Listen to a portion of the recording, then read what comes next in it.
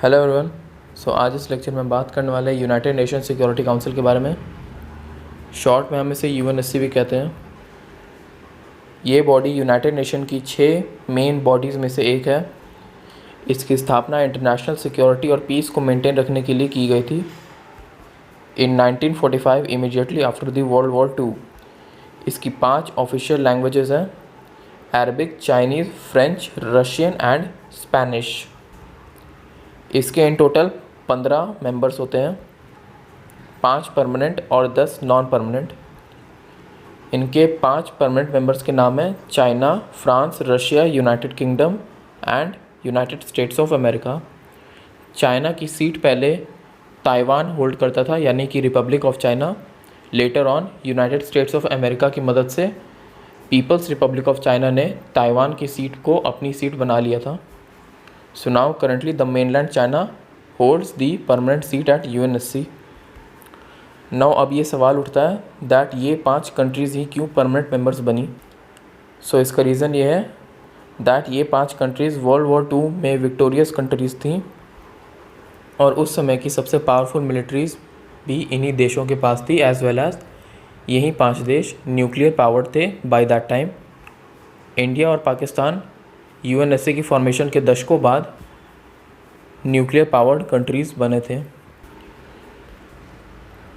और बाकी के जो 10 नॉन परमानेंट मेंबर्स होते हैं यूनाइटेड नेशन सिक्योरिटी काउंसिल के, उन्हें रीजनल बेसिस पर इलेक्ट किया जाता है और इनमें से हर country United Nation Security Council की प्रेसिडेंसी होल्ड करता है और ये प्रेसिडेंसी हर कंट्री के पास 1-1 महीने के लिए रहती है और इन नॉन परमानेंट कंट्रीज़ को इलेक्ट किया जाता है यूनाइटेड नेशन जनरल असेंबली के द्वारा 2 साल के लिए।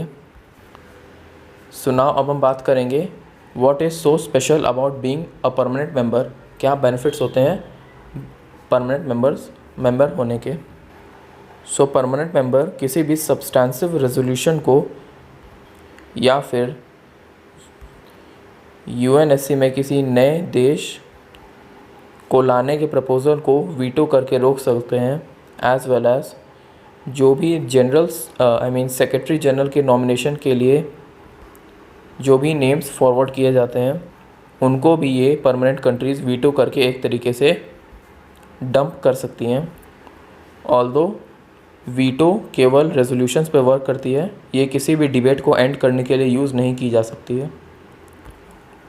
फॉर इंस्टेंस, जैसे कि अभी हमने बात की दैट यूएनएससी में 15 देश होते हैं, 5 परमानेंट और 10 नॉन परमानेंट।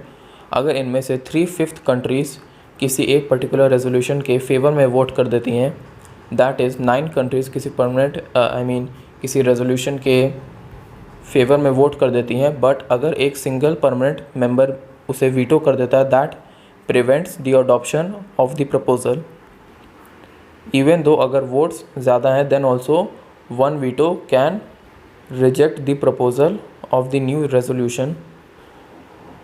इस वीटो पावर को generally permanent members international peace और सिक्योरिटी के लिए नहीं, बल्कि किसी नए कैंडिडेट की जनरल सिक्योरिटी में आने की रिक्वेस्ट को या फिर सेक्रेटरी जनरल की नॉमिनी को ब्लॉक करने के लिए यूज़ करते हैं। नाउ अब हम आते हैं यूनाइटेड नेशन सिक्योरिटी काउंसिल के प्रेसिडेंट के टॉपिक के ऊपर।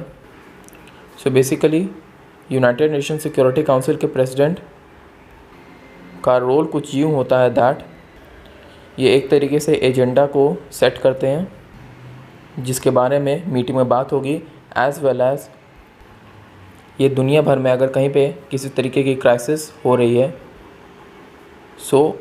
उसे भी अपनी नज़र में रखते हैं और उसके ऊपर एक्शन लेते हैं और उसके बारे में जनरल सिक्योरिटी में डिबेट होती है। और ये प्रेसिडेंसी जो होती है ये हर मेंबर देश के द्वारा 1 महीने के लिए होल्ड की जाती है। ऑल्दो ऑन पेपर प्रेसिडेंट की पावर कुछ खास लगती नहीं है, बट देन ऑल्सो ये काफ़ी एक इम्पॉर्टेंट फिगर होते हैं इंटरनेशनल एरिना में। And being the president of the United Nation Security council is itself a big thing. Now अब हम बात करते हैं United nation peace keeping force के बारे में। United nation peace keeping force का मेन ऑब्जेक्टिव होता है दैट जो भी रेजोल्यूशन सिक्योरिटी काउंसिल के द्वारा पास किए जा रहे हैं उन रेजोल्यूशन को फोर्स में लाना, एज़ वेल एज़ अगर किसी जगह पे कोई आर्म्ड कॉन्फ्लिक्ट हो रही है या फिर कोई आर्म्ड क्राइसिस घट रही है, सो उस जगह पे यूएन अपनी पीस कीपिंग फोर्स को भेज के उस जगह पे और हॉस्टिलिटी फैलने से रोकता है। यूनाइटेड नेशन सिक्योरिटी काउंसिल की कोई अपनी मिलिट्री नहीं होती है, बट ये जो पीस कीपिंग फोर्स होती है ये वॉलंटरीली डोनेट की जाती है बाय द मेंबर स्टेट्स, और इन पीस कीपिंग फोर्स को ब्लू हेलमेट्स भी कहा जाता है, बिकॉज इस फोर्स में जो भी सोल्जर्स जाते हैं उन्हें एक ब्लू कलर की हेलमेट पहनाई जाती है जिस पे यूनाइटेड नेशंस लिखा हुआ रहता है। सो राइट नाउ हमने उन सारे मेन पॉइंट्स को कवर कर लिया है जो कि यूनाइटेड नेशन सिक्योरिटी काउंसिल को चलाते हैं। बट यहाँ पर एक काफ़ी बड़ा क्रिटिसिज्म भी होता है यूनाइटेड नेशन जनरल सिक्योरिटी का, और यहाँ पे रिफॉर्म्स की मांग होती है, स्पेशली मेंबरशिप रिफॉर्म्स की। सो कई ऐसे इंटरनेशनल एक्सपर्ट्स हैं जिनका कि ऐसा मानना है दैट यूएनएससी को मेंबरशिप रिफॉर्म्स की ज़रूरत है, एज जो परमानेंट मेंबर्स हैं वो प्रॉपर वर्ल्ड की रिप्रेजेंटेशन नहीं कर रहे हैं, एज़ वेल एज़ वो कई बार अपने आप को रीजन में डोमिनेंट पावर साबित करने के लिए परमानेंट सीट का गलत उपयोग करते भी हैं। दैट मीन्स अपनी वीटो पावर का गलत उपयोग करते हैं। So international experts suggest that कुछ और कंट्रीज़ को परमानेंट मेंबरशिप में ऐड करना चाहिए, और इन सजेशंस में जो 4 कंट्री सबसे आगे चलती हैं वो हैं Germany, Japan, India and Brazil.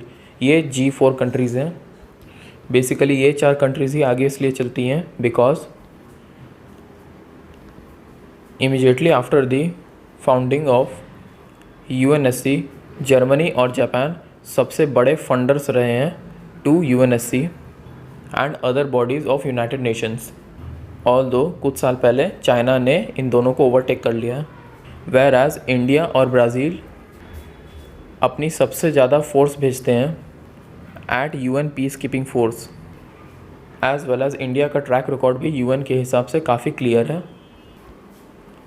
In reforms की डिमांड पे परमानेंट मेंबर्स का भी रिएक्शन आता है, जहाँ पर United states of America, United kingdom, France और रशिया जैसे देश इंडिया को सपोर्ट करते हैं for the permanent membership, वेराज China जैसे देश का ऐसा मानना है दैट डेवलपिंग कंट्रीज़ को इंक्लूड करना चाहिए परमानेंट मेंबरशिप में, बट चाइना स्ट्रिक्टली अपोज करता है इंडिया और जापान को यूएनएससी के परमानेंट मेंबरशिप में शामिल होने से। सो ये था पूरा लेक्चर यूएनएससी के ऊपर। आई होप मैं आपको प्रॉपर्ली समझा पाया हूँ। इस पूरे लेक्चर में हमने प्रॉपर्ली जान लिया दैट यूएनएससी काम क्या करती है, किस तरीके से काम करती है, कौन कौन मेन कंपोनेंट्स होते हैं यूएनएससी के।